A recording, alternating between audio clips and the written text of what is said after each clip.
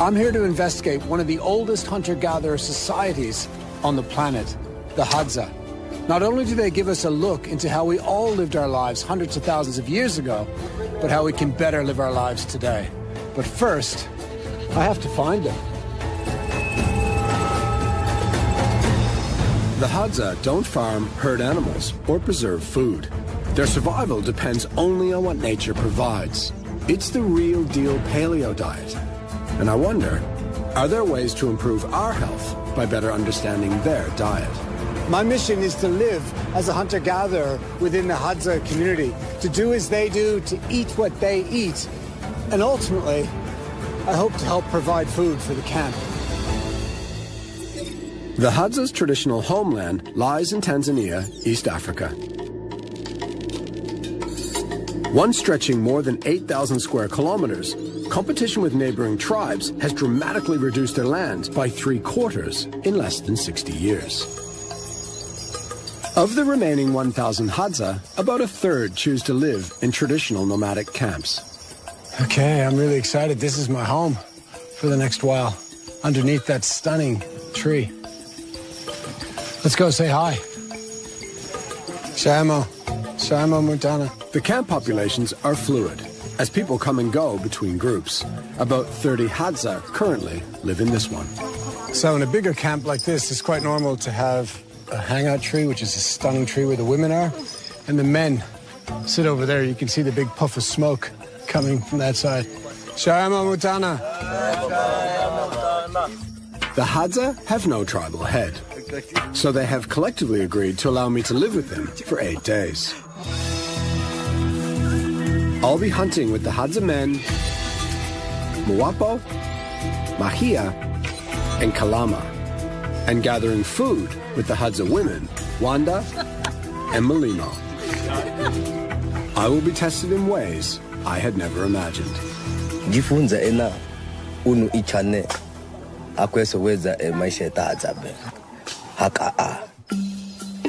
My stay is at the end of the wet season. It's the hardest time of the year to hunt, as animals don't need to congregate at watering holes. Yeah, these guys are smart. I'm getting under the tree with you guys. It's really starting to rain on us now. The tribe instantly makes me feel welcome. There's probably about 25 of us inside this hut right now. There's people everywhere. There's a little tiny baby over here. So it's so comfy and warm.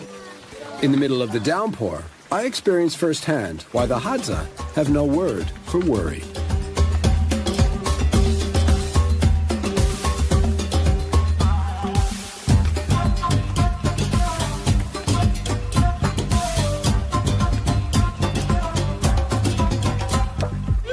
How happy is everyone here? Everyone's a bit wet, running around in the mud. Whoa. He's got a bit of karate moves, this guy.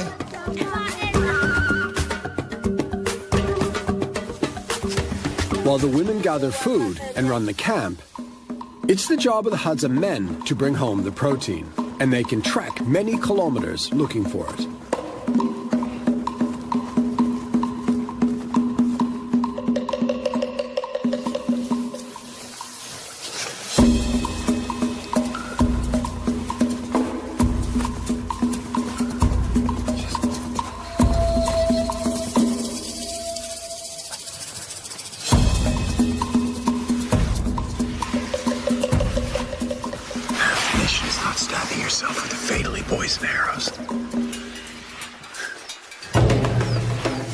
For the first time, I come face to face with my own moral struggle to kill anything versus the Hadza's need to survive. And it's not long before I witness an extraordinary display of their marksmanship. From a distance of nearly 20 meters, Muapo fires at a tiny bird. Did he get something? Holy, wow! Can I hold him for a second? Okay, sorry, fella. That was absolutely incredible. He stopped for like a couple of seconds. He drew his bow back and bam, he killed us. Look how small this target is. That is incredible marksmanship. Despite our lack of fangs and claws, evolution has made humans to be expert predators. Our bigger brains devise technology to kill and butcher prey. An opposable thumb provides dexterity to make weapons. And a flexible waist, a straight upper arm, and a side-facing shoulder joint enhance our ability to project them. It's important to say I'm uncomfortable killing any animals. In fact, I was very, very specific on no animal to be killed because of our film. But they looked at me quite puzzled because it's an immediate return life, so they kill to eat immediately. They're not worried about us. They're just worried about getting food.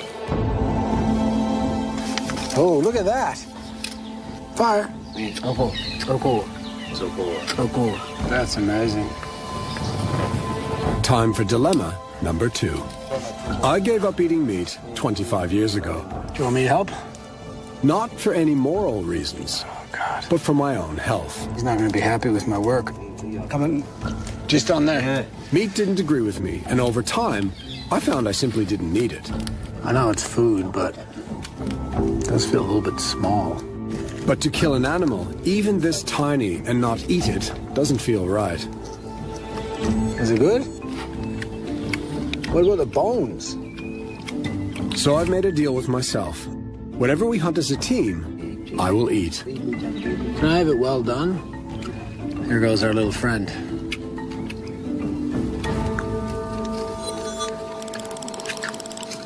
Wow, that tastes quite good. I'm amazed how quickly the Hadza work. From firing the arrow to eating, it's taken less than 30 minutes. That was tasty. New bear. New bear. It gives a whole new meaning to fast food. Coming up, fruit picking Hadza style. A fall from here could be fatal. Oh my God, if these fell out, you'd be totally screwed.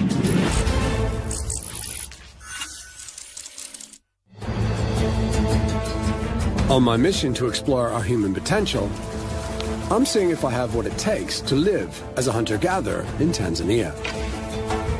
It's how we lived in the Paleolithic era 100,000 years ago.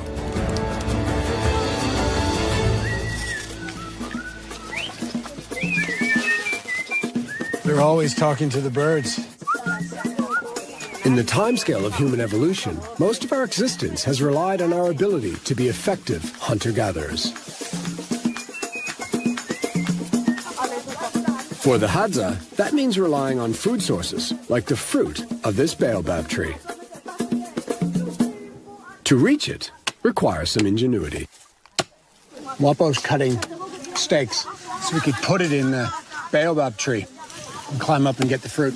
They put new stakes in every time so people don't fall.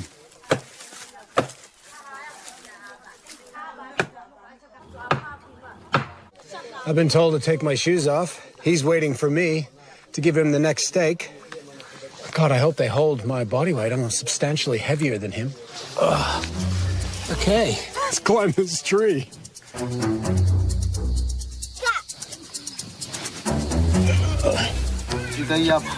Oh, the things we do. The fruit is hanging 15 meters above the ground. So we just go up like this. Okay. Holy crap. A fall from here could be fatal. OH&S? Okay. Oh my God, if these fell out, you'd be totally screwed. Holy crap. Let me take. Watu na wasiwasi wakati alipopanda tukaona mwapo walikuwa namtumia mambo, tukasema unafanya nini mgeni kupanda kwenye mbuyu.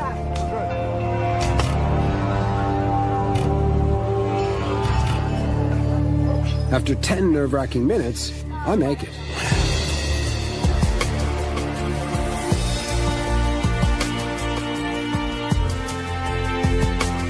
The tree is slippery. Whoa, whoa, la la la la la la. But the rewards are worth it. We are cleaning out this tree. Our job was to go up the tree, knock the fruit down, Here comes the collecting. It's a real team effort. Very, very efficient.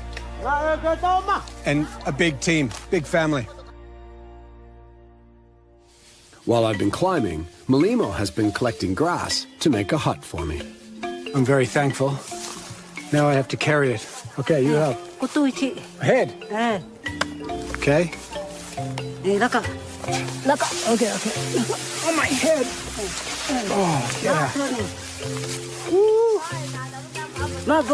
Okay.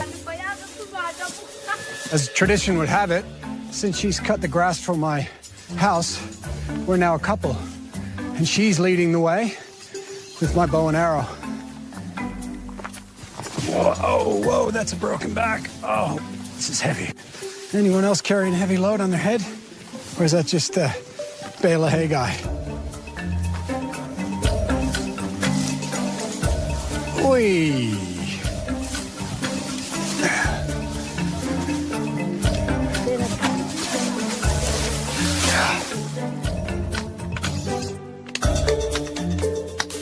At the camp, the women grind down the baobab seeds.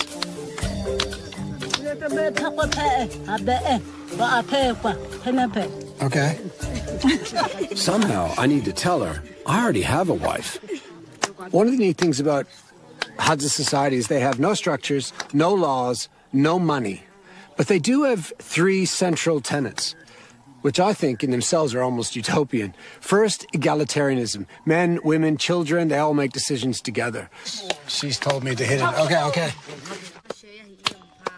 Secondly, is its immediate return economy. So they store nothing. They have no refrigeration, no storage. Basically, they leave in the morning, get the food for the day, bring it back, and then it's done.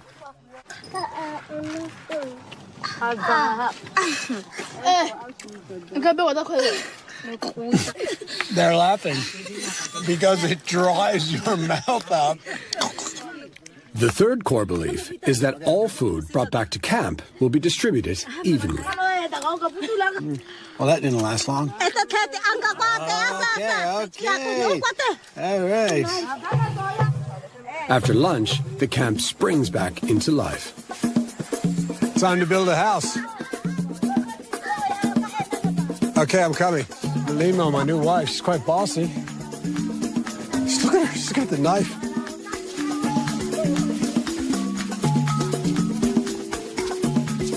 The Hadza men may be expert hunters, but the women do everything else, including construction. They just built the structure out of 2 trees that were already here in the ground. Well, that's one way to do it. Everything just becomes a natural tool.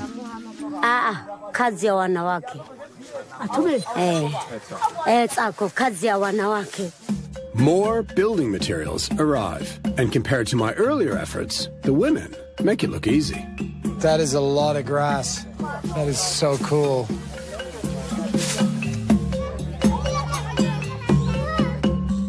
And in this world without regulations, it's not long before my hut is complete. Nubeya, Akwitepe. Nubeya. I feel so honored and flattered that they made this house for me, and they were so caring and all the details. Yeah, it's quite emotional to have them put this house up.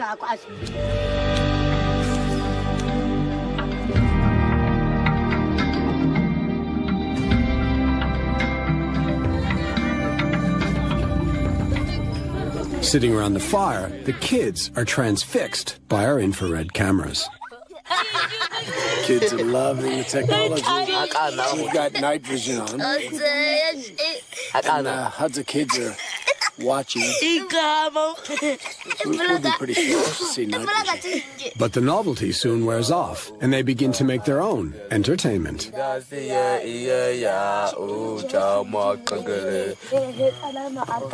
is dancing now. These kids, they go all night. There's someone in there already. Inside my hut, I'm surprised to see I've been appointed a supervisor, 13-year-old Neje. The Hadza didn't trust me sleeping alone in case I'd light the hut on fire. So I have a guard watching over me. It's an amazing feeling to be here. It's hard to believe this was all handcrafted in a couple of hours. Time to go to sleep. 9 o'clock. Oh.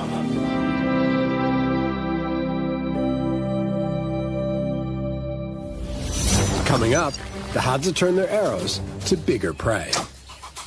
He got the giraffe. And taking a risk for a sweet treat. I think I got stung about 3 times.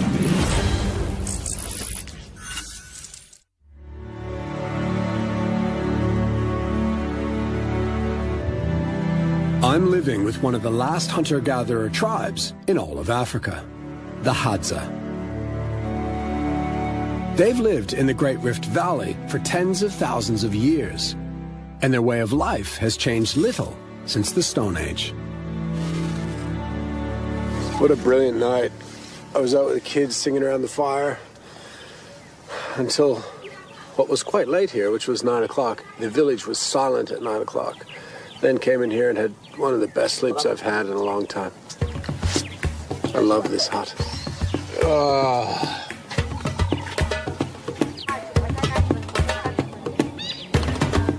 The kids want to teach me how to use the bow. This should be good. Nifundisha baba. Natengeneza upindi. Tanga mtongo nifunze. Naenda nipige. Hey, wait. I'm going to try now. Okay. Only the Hadza are permitted to hunt on their traditional land. But the Hadza men want me to learn how to use the bow, namely for self-defense. And as the Hadza men say, a Hadza man without a bow is not a Hadza man. That was my best shot. The Hadza have virtually no toys. Oh, wow. But from a very young age, every boy is taught to use a bow and arrow. After all, their survival depends on it. Oh, little fella. Watch, he's going to beat me. Oh! Kids are just smashing the target. Well, it'd be fair to say that animal is dead. The only difference between the boys' practice arrows and the men's is the poison tips. The poison comes from shanjiao seeds, a powerful neurotoxin. I'm worried I'm going to stick that in my leg, just carrying it around while we hunt. There's no cure for this, so it'd just be a matter of time before I would die. You feel kind of tough walking with these guys. Look at them. Oh, Apple. I asked him about what happens if we see a lion. He said, no problem. I'll kill it.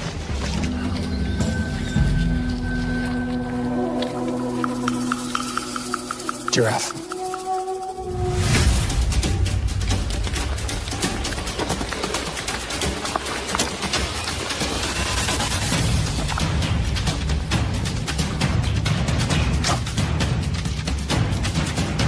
He got the giraffe. He just shot it. I don't know if I'm happy or sad, but he just shot a giraffe. Yeah.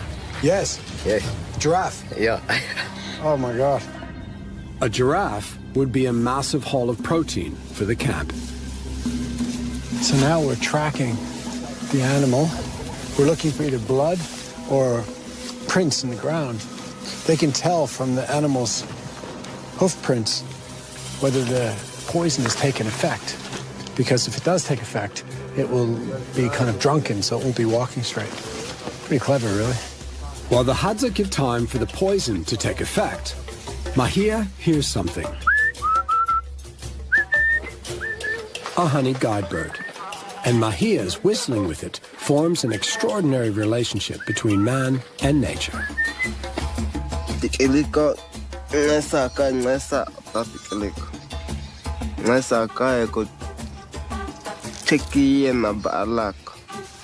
The bird leads Mahia to a hive. Oh, my God. Balako. So, Balako. Honey. To get to the honey, Palango and Mahia need to sedate these dangerous bees. The scary thing about this is these are African stinging bees. This is quite dangerous. I also don't know if I have an allergic reaction to bees. My mother has a very bad reaction. She swells up. So it's all suddenly gotten real. Oh, wow. Listen to the amount of bees in there. Oh, look at the honey.